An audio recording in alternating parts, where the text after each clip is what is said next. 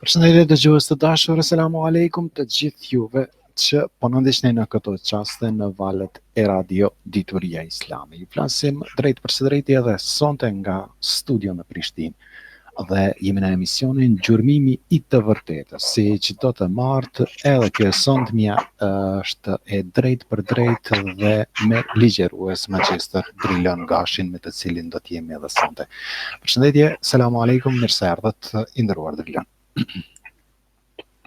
Aleikum selam, vëllai, përshëndetje juve dhe gjithë atyre që po na dëgjojnë.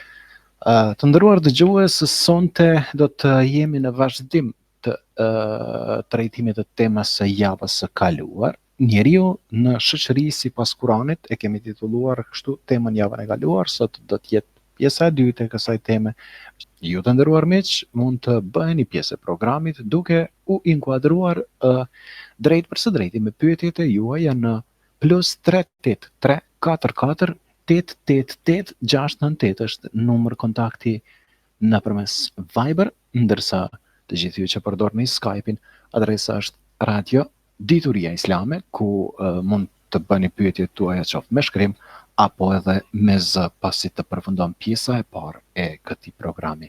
Ne pa humbur kohë, i kalojmë fjalën të nderuarit imamit në studio, Magjister Drilon Gashi, i cili do të bëjë një elaborim të kësaj teme, më pas do të kthehemi me pyetjet tuaja. Në emrin e Allahut po fillojmë, paqja dhe mëshira e Zotit qoftë mbi profetin Muhammed, familjen e tij të lirë dhe gjithë pasuesit e të mirë deri në ditën e fundit të kësaj dhunjaje. Sonte kemi me vazhduar temën që e kemi lënë realisht javën e kaluar, kemi qenë duke folur për njeriu në shoqëri, rolin e njeriu në shoqëri sipas Kuranit. Me të drejtë juristët musliman fuqahat kanë theksuar se njeriu ka 4 liri themelore në Islam dhe që mbrojtja e tyre është detyrë e shtetit. E drejta e jetës. Çdo kush ka drejtë me jetu, askush nuk ka drejtë m'ia mohu tjetrit jetën.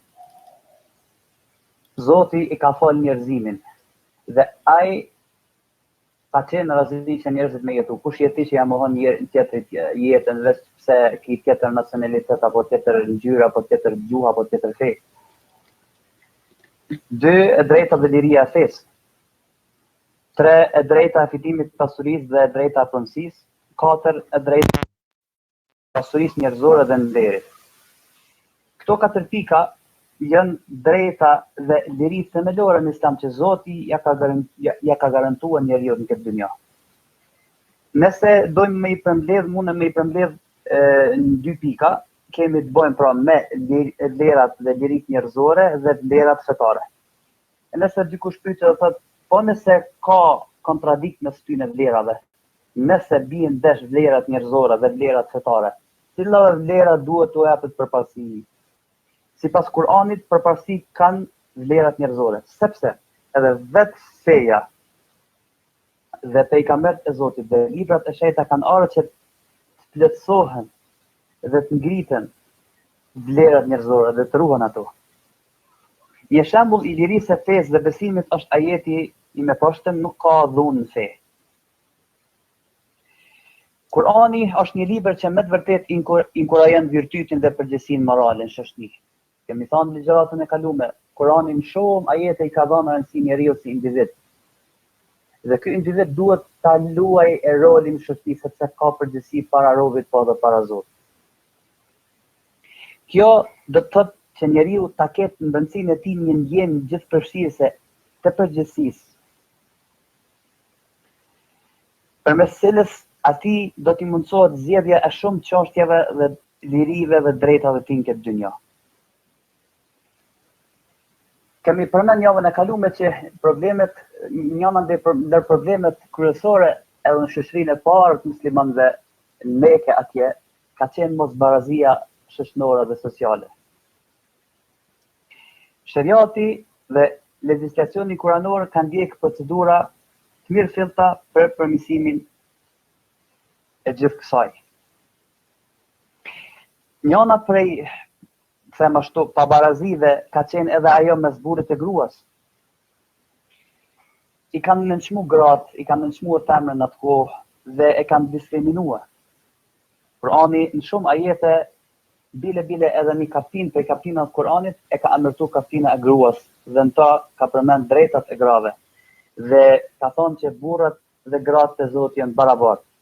Edhe pse nganjëherë mundet që roli i tyre varësisht prej rrethanave me kanë i ndryshëm. Mirë po, këto duhet pas kujdes edhe pse roli i tyre është i ndryshëm në shoqëri apo në familje apo në punë, ata dy janë barabartë. Kurani thot edhe atyre grave u takon e drejta sikurse edhe përgjegjësia në bashkëti. Ashtu që u takon edhe burrave. Mund gratë edhe burrat në bashkësi në jetë në familje janë barabartë. Mirë po, vazhdimi i ajetit pak është problematik nëse e marrim mënyrën e tij sipërfaqësore. Ajeti pastaj thot, mirë po burrave u takon një përparësi ndaj grave. Allahu është i gjithfuqishëm i urtë. Ky ajet kuranor, pjesa e dytë e këtij ajeti kuranor është keq kuptuar shumë herë dhe vazhdon të keq kuptohet edhe sot e kësaj dite.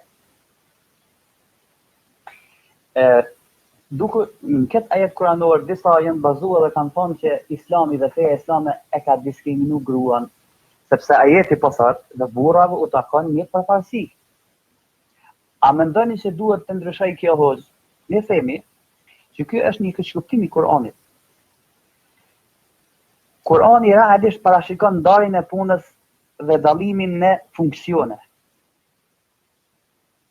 Sepse në kohën kur ka zbrit, gratë edhe burrat kanë pas disa punë ndryshme dhe vazhdojnë të kenë edhe sot e kësaj dite. Si rrjedhoi i kësaj, për shkak që burri e ka pas, po edhe ka edhe sot e kësaj dite, rolin kryesor në familje me e mbajt të gruan, me e mbajt familjen, me u kujdes për shtëpinë, me u kujdes për qiran, me u kujdes për anën ekonomike, më shumë se sa gruaja, atëherë në këtë rast burri e ka një farë përgjegjësie shtesë. Në Kur'an thuhet që burrat janë përgjegjës për gratë nga se Allahu ka graduar, domthonë burrat ndaj grave, sepse burrat shpenzojnë nga pasuria e tyre. Kurani profet shpesh mbi epërsinë e disa njerëzve në fuqinë, pasurinë ndaj disa tjerëve dhe gjithashtu mbi epërsinë e disa të dërguarve mbi disa të tjerë, por kjo nuk është epërsi, domethënë natyrore, po është thjesht epërsi funksionale. Më funksioni i këtyre njerëzve në shoqëri kajhere është i ndryshëm. Nëse një grua për shembull, fjala vjen, bëhet ekonomisht e mjaftueshme në trashëgimi ose në fitim pasunisë, ose kontribuon në shpenzimet e ekonomisë familjare dhe punon njësoj 50% kjo 50% burri, atëherë si prioriteti i mashkullit kundrejt gruas në këtë rast bie, sepse ajeti kuranor ka zbrit në kohën kur burrat e kanë pas rolin kryesor për me mbajt familjen. Nëse gruaja, domethënë punon sigur burri edhe barazohet edhe në çështjen e mirëmbajtjes familjes, atëherë ajo logjikisht, po edhe sipas Kuranit nëse e lexoj mes rrethave duhet të ketë drejtat edhe në këtë pikë barabarta me burrin. Thamë që Kurani ajet i Kuranit është kushdo që bën vepra të mira, qofshin meshkuj apo femra, duke qenë besimtar ata do të hyjnë në xhenet. Mund ta marrë parasysh a mashkull apo femra të Zotit nuk dallon. Mashkulli dhe femra të Zotit janë të njëjtë. Nëse ata bëjnë vepra të mira, atëherë kanë xhenet. Zoti në Kur'an surën Ahzab ajeti 35 thotë, nuk ka dyshim se për muslimanët dhe muslimanet, besimtarët dhe besimtarët, adhuruesit dhe adhurueset, të sinqertit e të sinqertat, durimtarët e durimtarët, të përvujeturit e të përvujeturat, sadakadhënësit e sadakadhënëset, agjëruesit e agjërueset, ruajtësit e nderit e ruajtëset e nderit. Ata që përmendin shumë Zotin prej burrave dhe ato që përmendin shumë Zotin prej grave. Për gjithë këta Allahu ka përgatitur falje mëkatet dhe shpërblim të madh. Ahzab 35, domethënë njëjtë i ka përmendur, si besimtar të besimtarët, si musliman të muslimanët.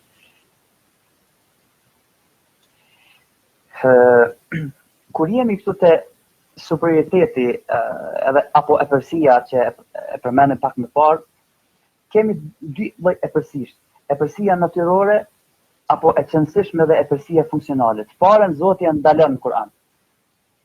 E para në Kur'an nuk ka vend, sepse natyrisht si burri si gruaja te Zoti janë njëjtë. Epërsia vetëm në mirësi apo takva është e lejuar, të cilën e quajmë epërsi fetare, domthonë kush e adhuron Zotin më shumë, kush është më punë mirë, ai te Zoti ka më përparësi se sa më i devotshëm. E ka fituar domthonë në punë. Kurse ajo funksionale që e përmendëm është shumë e natyrshme. Për shembull, në ushtri rreshteri apo komandanti është më i lartë se ushtari. Këtë teprora ushtarët s'mund të bë. Jo për nga ona njerëzore, por nga detyra, sepse rreshteri, komandanti apo udhëheci i ushtrisë, për shembull në këtë rast, ka detyrën në postin në rolin më të lartë për shkak të një detyre që ju ka dhënë më e lartë. Edhe ranim familjar është përcaktuar një krye familjar që duhet për shembull në fund me aqit vute. Ai është burri. Mirë po, kjo nuk kupton asesi që Zoti ka nënçmuar gruan. Absolutisht. Kjo realisht është epërsi funksionale, domethënë burri për shkak të detyrave që i ka më të mëdha për me mojt gruan, për me mojt familjen, me mojt shtëpinë, me mojt punën, atëherë një farë formi takon një farë lloj padrejtie më e madhe në këtë aspekt. Përndryshe, nëse gruaja e shoqëron burrin edhe në këtë pikë, sepse varësisht për ndryshimin rrethana ndryshon edhe fatvaja. Edhe është një rregull shariatik që thotë el-hukmu yaduru ma illatihi wujudan wa adama. Norma shariatike e bashkë me shkakun shariatik. Në momenti ku gjendet ky shkak, gjendet e njëjta pasojë. Përndryshe nëse shkaku mungon, atëherë edhe pasoja nuk ekziston, sepse rrethana ka ndryshuar. Kurani gjithashtu flet edhe për vrasjen e vajzave që ka qenë një dukuri shumë negative në atë kohë. Edhe sot e kësaj dite është abortimi, që sipas Kuranit është shumë i urrëtë. Abortimi sidomos kur fëmia nis me një veten gjallë, barkun e nanës, edhe nana apo baba apo familja në këtë rast nuk ka kurrë problemi, as një fësor, as fizik, as psikik, atëherë abortin këtë rast urrëhet. Në atë kohë i kanë abortuar vajzat për shkak pretekstit të varfënisë apo të nderit, janë tutë që mos po varfënohen, e kanë konsideruar vajzën që më bën me lejen e familjen, ja u sjell varfënin apo ja u prish nderin, sepse e tjerë. Kurani e ka hedhur poshtë fuqishëm këta dhe thotë mirë për ata njerëz që i kanë vorrosur foshnet e tyre për zgjalli. Në ditën e Kiametit do të pyeten ato vajzat që janë vorrosur për zgjalli, për çfarë faji kanë vrarë. Gjithashtu Kurani thotë kur njëri prej tyre i lajmëroi me lindjen e një vajze, fytyra e tij prishej dhe mblafosej. Sikur disa shqiptarë dhe sot e kësaj dite adet i keq edhe i poshtë në mesin tonë, mesin e disa njerëzve prej toneve, kur ti lind vajzë i hub çehra, nuk gëzohet. Sikur vajza, sikur djali dy ka janë begati e madhe. Kurani gjithashtu ndalon edhe martesën e vejushes me djalin e saj, apo të adaptuar, apo nëse nana e ka adaptuar ose një babë ka adaptuar një çik ose nana një djalë, ky realisht është djalë i adaptuar, edhe pse nuk është djalë i gjakut, edhe nuk trashëgon pasurinë e babait adaptues në thojza, realisht nuk ka drejt absolute dhe mund Kurani ka ndaluar atu me ta. O ju që besuat, nuk është lejuar për ju të trashëgoni gratë e të vdekurve në mënyrë të dhunshme. As të trashëgoni për tu marrë diçka nga ajo që ju keni dhënë atyre. Veç nëse ato bëjnë të një imoralitet të hapur, çoni jetë të mirë me gratë. Nëse ju rreni për një cilësi, apo ato ju rrenë për një cilësi, dini se Zoti ka mundësi më jap shumë të mira tjera, sepse nuk ka tek ashtu një njeri fatmeta, nëse ti për i motër apo ti o vëlla kërkon një bashkëshort, fatmeta nuk i me gjithë. Zoti në Kur'an na urdhëron neve me çu jetë mirë me gratë dhe gratë i urdhëron që mos jeni mirë me burrat e tyre. Çani jetë mirë me to. Wa ashiruhunna bil ma'ruf. Në përfy bukfalisht këtë ajeti vjen dhe çani jetë mirë me to sipas zakonit. qashtu që është tradita, zakoni i një veni, qashtu sjellë ti me shoqen edhe me gruan tonë. Zakon për shembull këtu herë përpara në kohën e baballarëve apo stërgjyrëve tonë ka qenë gruaja më u bë rang një shtëpi 30 antarëshe, me nejtë bashkë, me vjerrije, me midallare, sot për shembull është bë adet që gruaja në momenti kur martohet me dalë një banesë të re ose me kriju një jetë për shembull një shtëpi tjetër.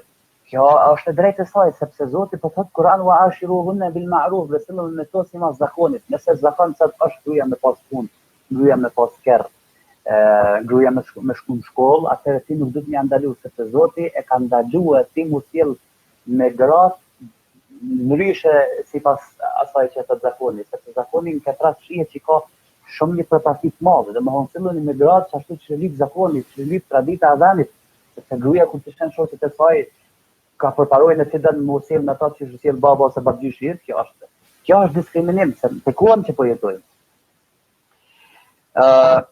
Pikë tjetër që ja vlen me sharue, këtu kur jemi te barazia mes burrit e gruas, me dy fjalë feja islame nuk e ka diskriminuar femnën në asnjë mënyrë, por këto kanë bërë arabët edhe shqiptarët. E adetet të arabëve dhe shqiptarëve nuk i atribuojnë fe, sepse feja nuk ka faj. Edhe kur jemi te ligji i trashëgimisë, apo kur jemi te dëshmia e saj në gjyq, nuk do të më i keqkuptu këto pika. Nuk do të më i keqkuptu absolutisht këto pika. Me dy fjalë, ligjet e Kuranit që flasin për trashëgimi, Kurani përcakton aksionet, hisën për vajzën edhe për femrën. Por përcaktoi pjesën e një vajze në gjysmën e pjesës së një djali. Mendimi modern musliman është i ndarë në atë se nëse në kushtet të ndryshuara të sotme vajza duhet marrë pjesë në mënyrë barabartë në vllajën e saj, kanë ndryshuar rrethonat. Edhe kjo nuk është mohimi i ajetit kuranor, po është kuptimi i ajetit kuranor sipas rrethonave, sepse Kurani, ajeti kuranor që flet për trashëgimin ka zbrit një kohë ku burri është kon i detyruar me punuar, gruaja jo.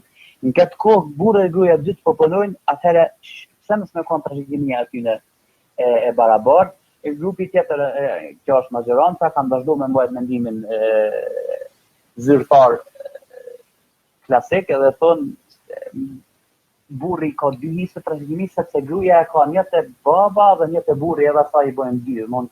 Nëse e shikojmë nga ky aspekt, atëherë janë barabartë. Siç që tjetër është një çështje diskutabile mesin e dietarëve, thash modernistëve atyne që e marrin mendimin zyrtar, kjo temë gat, nuk po përzerrin asnjënin prej këtyre mendimeve, mirë po na i cekëm domthon thjesht domthon kalimti.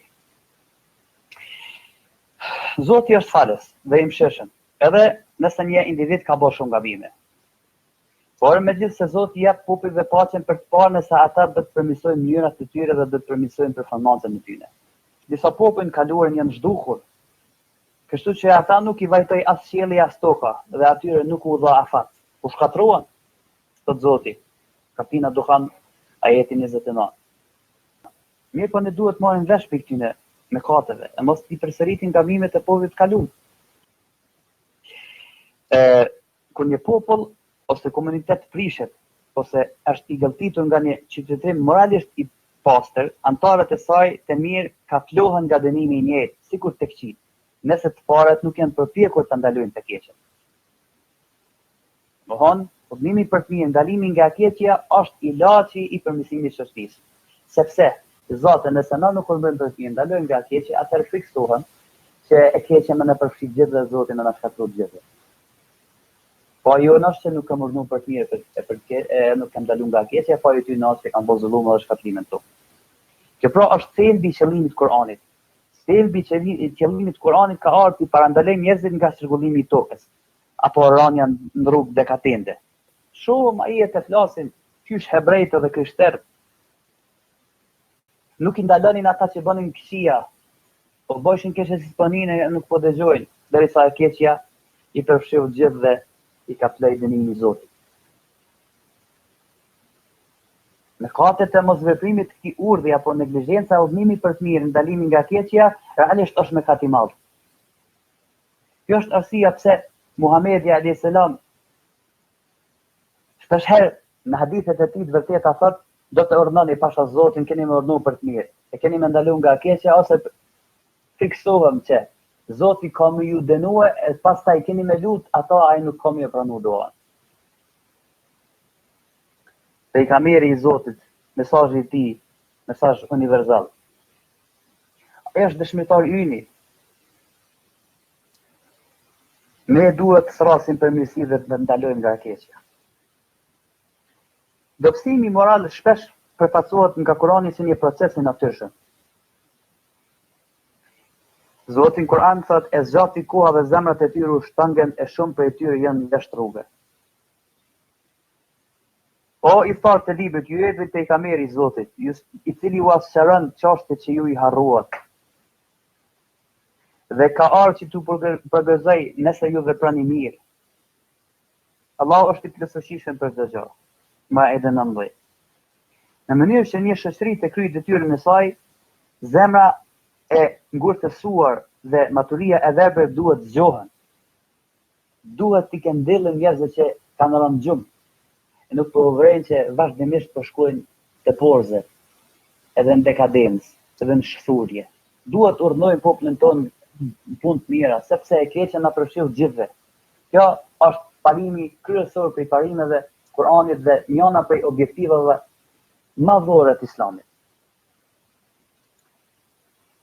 Pra ne nuk duhet që të bëhemi sikur hebrejt e krishterët që Zoti në shumë ajete të Kuranit i përmend kur ka bërë punë të këqija, nuk kanë urdhëruar një tjetrin punë të mira dhe janë shkatruar. Kurani shpesh i këshillon muslimanët se nëse ata nuk bojnë përpjekje në përputhje me qëllimet dhe objektivat me të cilat thret Zoti, ata do të jenë musliman pa vlefshëm për Zotin. Nëse ju ja ktheni shpinën dhe i largoheni Zotit, ai do të zaventësoj me një popull tjetër, i cili nuk do të ndjek shembullin tuaj. Muhammed 38, Teube 39. Llojet e të keqes që vrasin një shoqëri janë shumëta. Siç kem përmend, këto mund të jenë presioni ekonomik, shuzimi i dëvorshmeve, ose mund të jetë që dëvornit dhe klasat e ndryshme janë në shtypjen politike dhe shoqërore që ndodh edhe sot e kësaj dite në vendin tonë.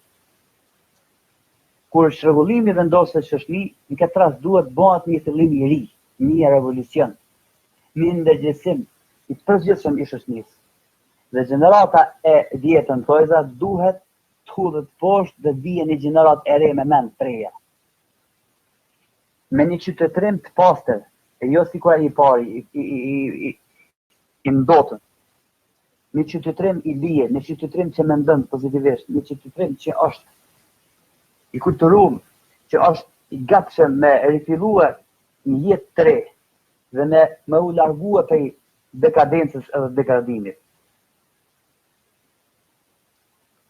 Shumë herë Kurani flet negativisht për të kaluar në shumë popujve, me shpresë që na do të marrim mësim prej këtyre tregimeve dhe do të përmirësojmë veten edhe admërimin tonë. Sa brezni të Zoti i kem shkatruar, sepse bën punë të këqija. A thua vallë, në cilin saft, në cilin rresht e kemi rreshtuar veten sot. Pra Kurani na urdhnon që të urdhnojmë për të mirë ndalojmë nga keqja. Një popull i cili largohet nga rruga e drejtë, degradon dhe degenerohet, humbet aftësinë e tij për të menduar në mënyrë korrekte, që ta gjejë rrugën e drejtë dhe nuk mund të marrë vendimet e duhura. Pra tani ai popull nuk mund ta gjejë qëllimin e drejtë dhe të vërtetë sepse ka humbur. Në këtë situatë kritike Zoti dërgon lajmtarin Muhamedit a.s. dhe ka dërguar lajmtar në vazhdimsi që t'i këndell, që t'i fton ata popullin të vërtetën dhe mirësi. Por Mekë, po edhe në shoqërinë e sotit, paria mundohet gjithmonë me përkëmbë dhe me mashtrua popullatën. Ata nuk e njohën Muhamedit a.s. dhe nuk e pranuan të dërgumin e Zotit. Megjithatë, kjo thirrje i shqetësoi parin. Në shumicën e rasteve kur kanë ardhur pejgamberët e Zotit, paria e popullit gjithmonë ka qenë kundërshtare e hapur ndaj udhëzimeve të Zotit. I ka shqetësuar parin, sepse kanë pas frikë se dëvornit në përgjithësi çdo herë kanë shku mas pejgamberëve dhe mas njerëzve të mirë, edhe të sinqertë. Sepse pejgamberët i kanë dashur ata, ju kanë nejtë krah atyne. Kanë nejtë krah dëvarpën edhe i mundu gjithmonë që e drejta atyne me marrë vendin e duhur. Kështu që ata gjithmonë fillojnë ta kundërshtojnë profetin dhe masën e varfër duke përdorur strategjitë dhe trukimet që Kurani i quajnë mekër, kurthe. Vazhdimsi e paria, edhe në atë kohë me kase, po edhe parit e zullumqare të popujve të tjerë, të kalum po edhe tanishëm, i kundërshtojnë metodologjinë profetike, e kundërshtojnë drejtsinë jove. Mirë po ata gjithmonë përdornin mashtrimin.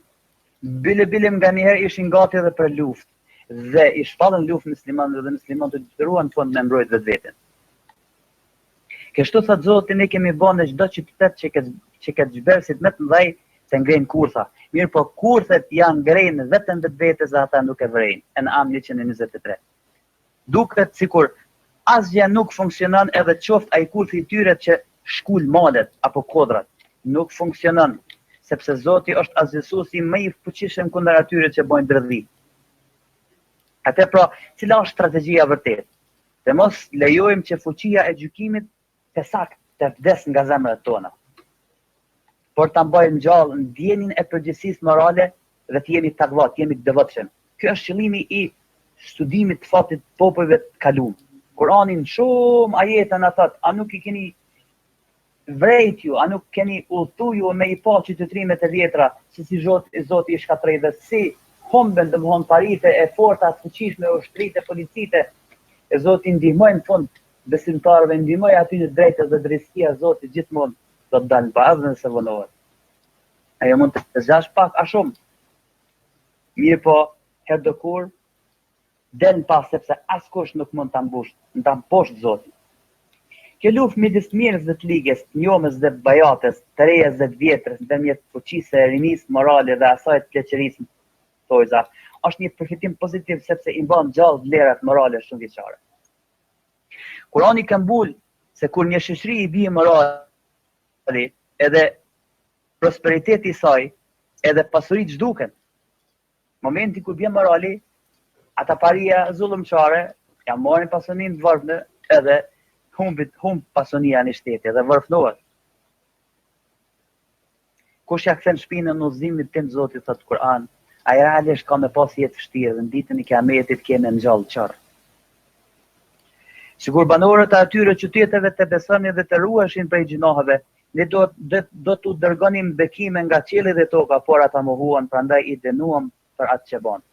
Sikur njerëzit ishin kanë drejt, paria udhëhece, paria fetare, po edhe masa e gjantë ishin kanë të mirë, e kishin bashkëpunuar një me tjetrin të mirë, në bamirësi, ndryshe kishin pas me i pas punë. Kurani shpesh herë na flet dhe na tregon për çyshin shkatruar qytetrimet, çysh kanë përfunduar qytetrimet, domethënë për të filluar një fillim të ri me një gjenerat të ri njerëzish është në tërësi optimist për të ardhmen, sepse trashëgimia e tokës u është dhënë gjithmonë njerëzve të mirë. Njerëzit e mirë ata që trashëgojnë tana herët tokën, sepse ata i përshtaten ligjeve të Zotit, ai që nuk i përshtatet ligjet e Zotit kanë të shkatruar herë do kur. Domethënë ne duhet të përfitojmë për përvojat e popullit të kaluar. Njeriu nëse dën me qenë i suksesshëm, varet çfarë rrugë do të ndjek. Zoti ka lënë dy rrugë. Rrugën e mirë, po ka mundsuar që na me ndjek edhe rrugën e keqe. Në cilën krah dojmë me ec, kjo është përgjegjësia jonë në shoqëni dhe kjo është pyetja jonë jetësore që na duhet me pas kujdes e mi dhënë përgjigje me fjalë po edhe me vepër. Degenerimi i udhëhecësve fetar, të cilët pritet të ishin burim i forcës shpirtërore dhe i regjenerimit, është hapi i fundit në shkatrimin e një populli. Kemi folë ligjëratën e kalume që edhe paria fetare e ka një barë shumë të madhe edhe të rëndësishme të Zoti, po edhe të robi. Në momentin që paria fetare, edhe ajo shkatrohet edhe bie në dekadencë se vaj halli për atë popull. Në secilin rast njerëzit e pesë spari bien kur dojnë mu degradu dhe kur dojnë mu deviju, mas pari bin presionin e në i tirani dhe lëshojnë te, pastaj u rësohet ndërgjegja, bëhat e lehtë për kompromis, për para, e shet fen, për popularitet ose për dyja. Edhe kështu që paria fetare humb rolin e saj në shoqëri. Zoti na ruaj prej kësaj dekadence. Kurani shumë herë në shumë ajete i akuzon udhëheqësit fetar hebrej dhe krishterë që i kanë marrë në qafë popujt e tyne, e që e kanë hamër pasuninë e tyne me të padrejtë. Realisht këtu ajete vlen për neve, nuk janë për ta, janë që na me mori vetë mos me ndjek rrugën e tyne, sepse krishterët jahudit nuk e lexojnë Kur'anin.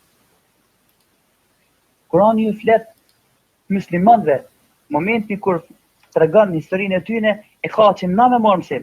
Domthon këto këshilla, çdo ajet kuranor që flet për dekadencën e krishterëve jahudive, realisht ato po janë një farforme një tërheqje e madhe vrejtës për parinë fetare muslimane që na mos mu bosi pa. Mirë po fatkeqësisht në shumë çështje i kemi pasua. Zoti na mbrojt e na uzoft në rrugën e tij drejt dhe e ruajt edhe shoqërinë tonë nga çdo e keqe me kaq po e përfundojmë. Qulu qawli hadha wa astaghfirullah. Të nderuar miq, kemi qenë në pjesën e parë të trajtimit të temës njeriu në shoqëri sipas Kuranit. Është ligjërata e dytë që mbahet në këtë temë dhe ne do të vazhdojmë me pyetjet tuaja, pyetje të cilat do të i lexojmë ato që ju i keni dërguar deri më tani. Pyetja e parë niset ndruar Drilan thotë kështu: ju përshëndes, thotë juve në studio, po ashtu dhe mysafirin dhe gjithë dëgjuesit. Thotë deshta e kemi pas një debat me disa shokë të mi. Thotë mbi atë që konsiderohet shumë shpesh ose që e thojnë shumë shpesh që njeriu do të mund të martohet me vajzën e axhës, vajzën e dajës dhe vajzën e tezës. A është e lejuar sipas Islamit martesa me këto tre lloj personash familjar?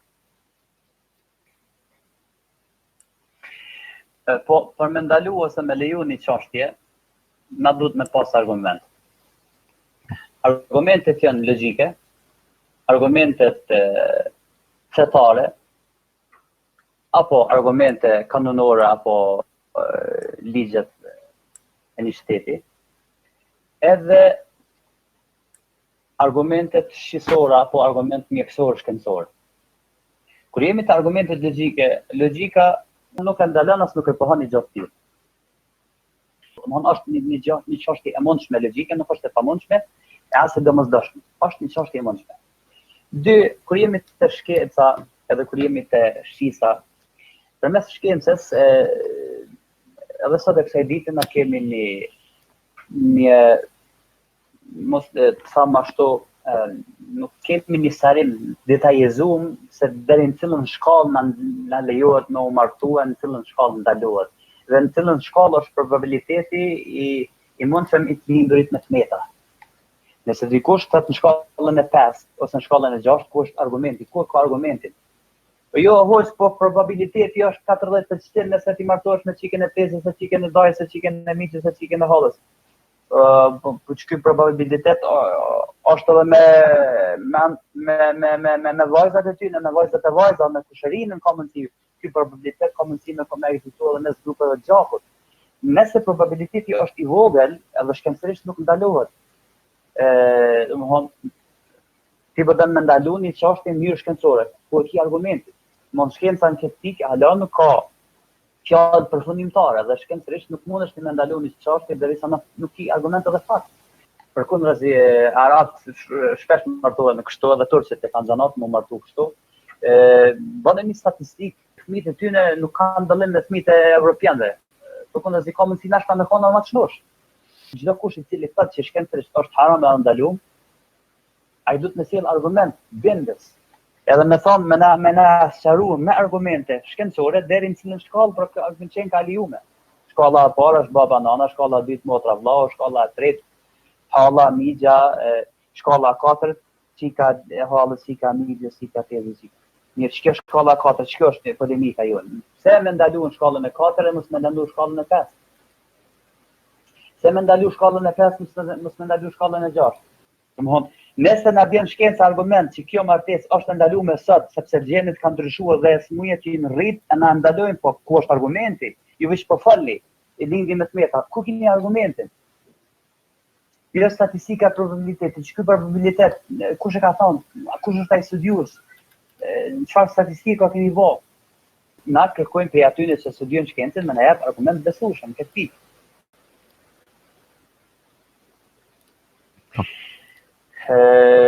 Kur jemi te ligji, nëse hyn ti dhe lexon drejtën familjare, drejtën e martesës, nuk e ka ndaluar ligji i Kosovës, nuk e ndalon martu me këtë kategori tjetër. Domthon as me listë Kosovës nuk ndalohet për shembull njëri martu me çikën e tezës. Nuk është i ndaluar. Mos më fal muti, shka fali shtetit, pse se keni votuar në shtet, nuk e keni ndaluar. Në shumë shtete edhe sot e kësaj dite demokrate, edhe në Evropë, edhe në Amerikë, nuk është të ndaluar martesa me këtë kategori të njerëzve. Mona nuk kemi as argument ligjor që e ndalon një martesë tillë. Lexon e ligjin që flet për drejtën familjare, nuk e ka specifikuar. Domthon ligji kushtetues që flet për ligjin e familjes në Kosovë nuk i ndalon të martesa. Ne me 22 gjenia e gjakut thotë se nuk mund të lidhë martesa me këta persona, mbi drejt mbi tërthort, gjenia e gjakut edhe gjenia e tërthort edhe gjenia e direkte, asnjëna prej tyre nuk e ndalon martesën me këtë kategori tjetër. Mirë. Kur jemi te feja nuk i ka ndaluar. Feja islame ka paraqitur realisht ka përcaktuar kritere bazike lidhje me martesën. Shariati islamik për shembull sa dhe 15 shekun ndalon përjashtë martesën me shkallën e parë të afërsisë gjakut, edhe shkallën e dytë, edhe shkallën e tretë. Përjashtë ndalon. Mos e martani as me ato gratë që kanë qenë martuar edhe prindët e juaj, mos e martani edhe me motrat e gjinit. Ashtu siç ndalohet martesa mes familjes, ndalohet edhe ajo mes tire të gjinit. Të shqiptarët nuk është ndaluar me martu motrën e gjinit, se vëllaun e gjinit. As ligji për shembull kushtetues nuk e ndalon. Shariati ndalon. Ndalohet martesa me tezën dhe hallën e gruas. Para më edhe me tezën dhe hallën e gruas shariati e ka ndaluar. Muhamedi sallallahu ka thënë ndalohet martesa me tezën dhe hallën. Mirë, shariati, kurimi të shariati nuk i ka ndaluar për shembull martu me këtë lloj kategorie. Shariati nuk i ka ndaluar. Mirë, po do me përfundu me dy fjalë. Shariati edhe pse nuk i ka ndaluar, nuk ka urnu. Jo çdo gjë që është e lejueshme në shariat, domthonë duhet veprohet. E nëse dikush thotë në fund këtu po du më nal, hoq, po këtë martesën në lënë zakoni ynë shqiptar, na jetomi po. E vërtet. Në feja ka ardhur në rrugë zakoni ynë. Çdo dashna me dalë. Zakoni tradita është me vend, në rregull. Mirë, ti ndalo duke u nisë në bazë të zakonit pra. Edhe pse kjo normalisht kjo ndalesë tash nuk vlen për popullin e tjerë, se zakoni tradita në popullin nuk është argument për popullin tjetër. Sepse argumenti realisht s'ka mundësi të bien ndesh me argumentin. Nëse zakoni vendeve tona urren një martesë tillë, për shembull nuk urren të turqit, ata nuk është zakoni i tyre, është zakoni joni, okay, le ta bëjmë zakonin tonë. Le ta bëjmë zakonin tonë. Mirë, për zakoni për të fundit nuk është diçka e preme, domthonë se ai që ndryshon duhet më vra, duhet me urry, duhet me leçit për shoqërisë jo. Çfarë të na po shpesh e pirëm me rujt zakonet tona, po i kam lanë sot zakonet tona. Ai shumë zakone të tjera të popullit kanë ndryshëm të marrën edhe bilen edhe gjuhën populli jon kanë nisë në harru, lemo. Tashti ka një zakon arab, ka një zakon turk, nuk të ka fundit nuk do të më marr si një çështje shumë domthonë problematike. Na nuk e veprojmë, nuk ka qenë edhe në traditën tonë, edhe si fetar edhe si hoxhallar, kur nuk e martuna me motrën me çikën e mirë, çikën e dajt, çikën e tezës, çikën e hallës. Përderisa zakoni jon e ka rujt këtë traditë, është mirë na me rujt edhe mos me përçap popullin tonë me gjëra që s'ka nevojë, kaq se u zota shumë. Po besoj që u sqaruan, kom sqaruar këto edhe në internet, po ai që don mundet me gjetë, si po them. Sigurisht. Patjetër. Pyetja e radhës vjen do t'ju përshëndes në studio dhe deshta të di mendimin e hoxhës lidhur me këtë çështje që e kam hasur shumë shpesh thot në disa xhami. Xhamati thot i përqar, thotë edhe për çfarë do lloj iniciative, qoftë humanitare ose qoftë në të mirë të dinit, gjejmë shumë shpesh kontradikta dhe besa edhe ngatresa deri në grushta. A është e drejtë kjo të ndodhë sipas Islamit? Kjo është e dekadentës se ne përmena gjatë emisionit. Kjo është kundër Islamit, kundër Kuranit, kundër profetit Muhammed, kundër njerëzorës, kundër kulturës, kundër civilizimit. Kjo është mos vetë, mos karallak, budallak. Gjami me shkua për shkak të menimeve ndryshme, muslimanët mu përçova dhe mu grushtu edhe mu rre mes vete, kjo tregon e fakta që ka mundet me tregu kallzon kulturën në nivelin ton, të pranimit tjetrit. Populli jonë, kjo është një argument që duhet një revolucion intelektual, një ndërgjegjësim i përgjithshëm i shoqërisë. Sepse e zeza na ka kapluar edhe është rrit në popull. Në Kurani na thatë mu bashkua, mos mu përqa, mos mu bosu kur ata popull që kanë përqa fejnë e tyne dhe se cili ka livdua atë grupën e vete, i ka dhënë përparësie në dhejbit vete, doktrinës vete. Problemi më i madh, kom thënë disa herë, është kur neve feja na bëhet sekt. Edhe jo rreth tjetë në baza fetare, në baza racore. Kjo është më mirë mos me fol hiç sa herë të flasim rreth kësaj pike na dhem zemra, po s'ki çka bën. Ne po mundohem me botonën, me munduam me ndërgjegjësu mas pore veten edhe ata që na lexojnë edhe na shoqërojnë. Edhe zatën ky emision është prej aty në emisioneve ndërgjegjësuese që po mundohet gjithmonë me rrah këtë pikë. Zoti na përmirësoft, na udhëzoft në rrugën e drejtë. Amin. Amin. Mirë, këto ishin pyetjet që kanë ardhur në këtë transmetim. Nëse kemi diçka për fund, ne mund të vazhdojmë, nëse jo, atëherë do të shkojmë gradualisht ka mbyllja e këtij transmetimi. Pasi që u përmend mos toleranca, ekstremizmi, përçamja mes safave, du me i thonë dy tri fjalë që e shoh që meta pak bërës ati pyetjet fundit, edhe po përfundojmë. Mendimi ndryshe kur nuk do të më konsideru si përçamje. Mendimi ndryshe është pasuri. Kurani nuk ndryshon, është po ai që ka qenë dhe do të mbetet. Mirë po interpretimi ka mundësi unë si hoxh edhe një interpretim që ndoshta bie ndesh me interpretimin e një hoxhi tjetër. Na duhet me formu një kulturë, me pranu tjetër, edhe nëse nuk bindesh ti me atë interpretim, ose me interpretimin tim, me respektuar si qeni njerëzore s'pap, nëse jo si musliman. Bile më respektom si kur qeni njerëzore. Okej, mendimi jam është kufër, është apostazi, është ç'a dush thuj, respektom si njerëz. Nuk kam munduar me të respektu. Ndoshta gabimi është edhe te unë. Po hajde ta përmirësojmë për vetveten. Shërimi nga këto ekstremizma vjet duke i dhënë jetë dhe dinamizëm mendimit kritik. Mendimin kritik dhe i lirë i vetë ekstremist. E ne po mendohemi që një kohë gjatë ta bojmë këto. Të mendojmë në mënyrë kritike. Të gjërmojmë vërtetën. Nuk është problemi driloni, problemi është e vërteta. Nëse driloni ose filoni ose fisteku, e thot vërtetën, i shërben kësaj, mundohet për ta, ti pasaj të vërtetën që ai e shfaq. Leti driloni është një djalë i burrit vdekun, po vërteta do të jetojë gjithmonë. Ti mos e mohohet vërtetën veç pse e ka thënë driloni se filoni se fisteku, sepse mohimi i vërtetës është kufër sipas Kuranit. Për këtë arsye unë gjithë ata që më kundërshtojnë mua i këshilloj le ta shikojnë argumentin tim, sepse nuk është problemi me mohu drilonin, problemi është nëse ju mohoni argumentin, nëse ju mohoni të vërtetën, keni bë kufër. Ne duhet si shoqëri edhe si popull mobilizohemi gjithë dhe ta luftojmë çdo dukuri negative që përhapen shoqëri. Sepse nëse nuk e kurojmë me vakt, friksohem që virusi rritet e një ditë na shkatron shoqërinë barë. Zoti pra ruajt vendin dhe popullin tonë për çdo të keqje. Allahu ju shpërblet për dëgjimin, inshallah kam përfituar edhe kësaj ligjërate. Patjetër. Amin. Falenderoj shumë për kohën edhe sonte. dhe shpresoj që emisionin e ardhshëm të dëgjojmë së bashku sërish. Të dashur dëgjues të radio dituriaislame.com, kemi qenë në transmetim të drejt për drejt që nga ora 20 së bashku. Ju falenderojmë për pyetjet tuaja dhe për kontributin në këtë program.